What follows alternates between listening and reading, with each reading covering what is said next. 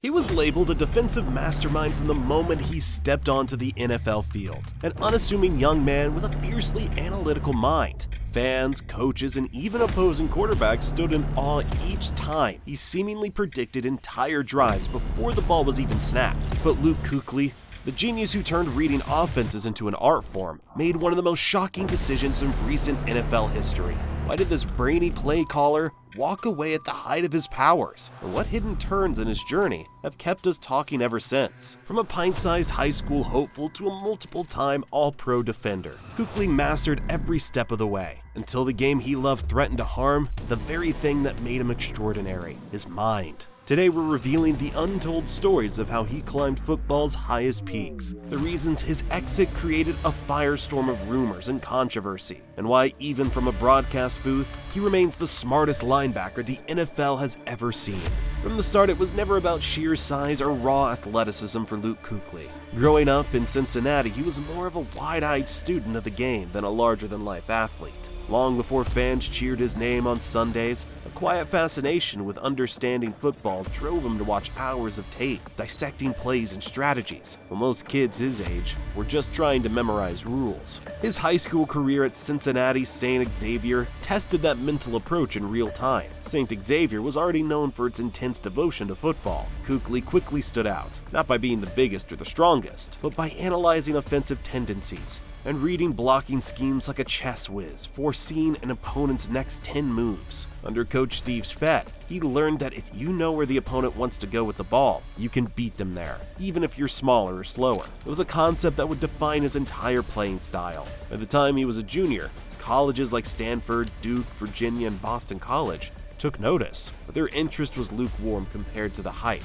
surrounding flashier, more physical linebackers. The world hadn't quite understood how dangerous an ultra-analytical mind could be on the gridiron, yet that oversight would pave the way for Kuechly's biggest advantage, the drive to prove everybody wrong through sheer intellectual mastery. Little did those early doubters know, their skepticism would fuel the creation of one of football's rarest talents. Boston College doesn't command the same national attention that bigger football factories do, but it fit Luke Kuechly perfectly.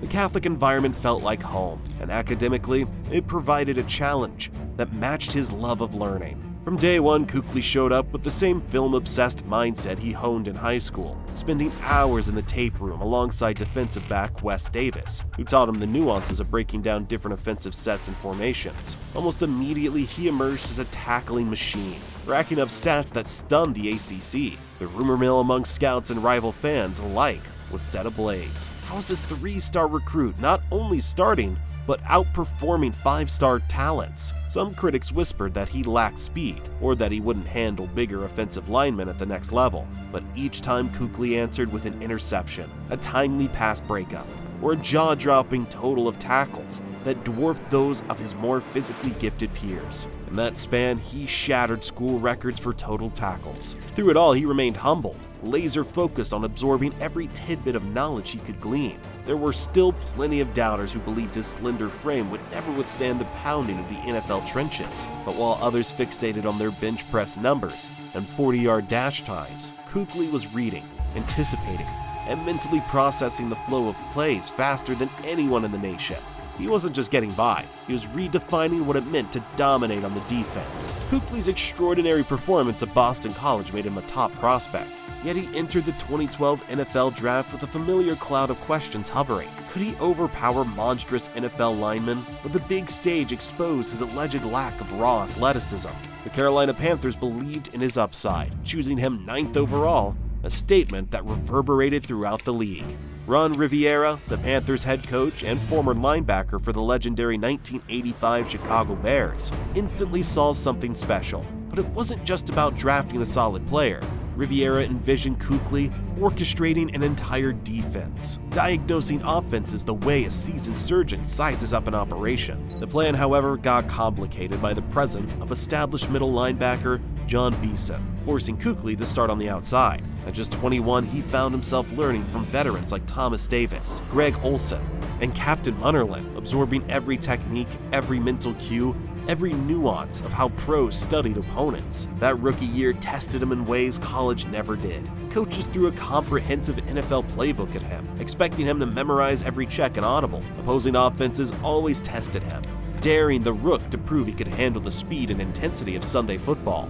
Kuechly responded by living in the film room. By the time an injury sidelined Beeson and thrust Kuechly in the middle, it wasn't a question of readiness. It was a question of how quickly he would take command, and he did, leading the entire NFL in tackles and winning Defensive Rookie of the Year. If opponents expected the new kid to flinch, they were sorely disappointed. In just his second season, Kuechly refused to let up. Critics who had forecasted a sophomore slump were left scrambling for excuses as he racked up tackles, snagged interceptions, and directed Carolina's defense like a master conductor leading an orchestra. His preparation bordered on obsessive. Teammates said that if you arrived at the facility at 5 in the morning, Kuechly was already there reviewing film. Leaving at midnight, he'd still be around, scribbling notes, charting tendencies, or testing a new coverage alignment in his mind.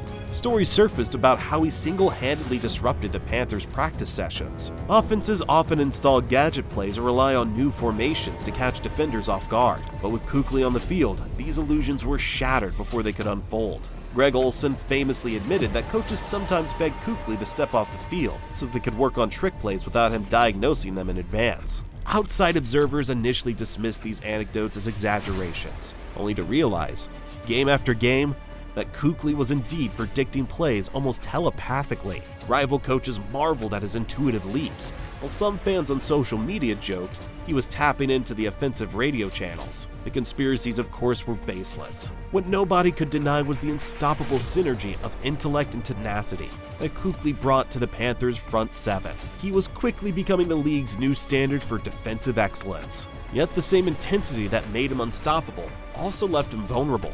In 2015, after years of punishing collisions, Kuechly suffered the first reported concussion of his career and missed 3 games. Many brushed it off as a freak incident, but it was only the beginning of a painful chapter. One particularly alarming moment came in a game against the New Orleans Saints. To outsiders, the contact itself didn't appear catastrophic, but Kuechly's reaction said everything. He sat upright on the turf, tears involuntarily streaming down his face, clearly disoriented.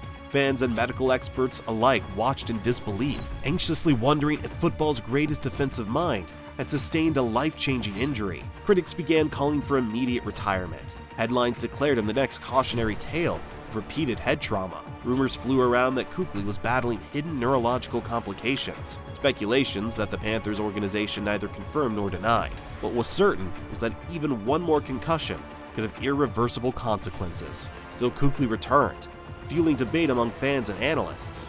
Some argued he was risking too much for a game that was wearing on his body, especially given his repeated head injuries. Others believed that if he was medically cleared, who was anyone to question the heart of a champion? As the controversy simmered, Kuechly remained tight-lipped, focused on leading his defense as only he knew how, by dissecting film, racking up tackles, and letting his play do the talking. While the concussion scares loomed, the 2015 season showcased the Panthers at their absolute apex. Cam Newton captured the league's MVP award. The offense fired on all cylinders, and the defense, anchored by Kuechly, completely dominated. They finished the regular season at a jaw-dropping 15-1, then plowed through the postseason. Kuechly snagged the pivotal interceptions in back-to-back playoff games, returning both for touchdowns as though he had the opposing quarterback's playbook memorized. The following seasons brought more adversity. Panthers never quite returned to that unstoppable form, and Kuechly faced nagging shoulder injuries on top of persistent concussion concerns. Whispers surfaced that he was torn.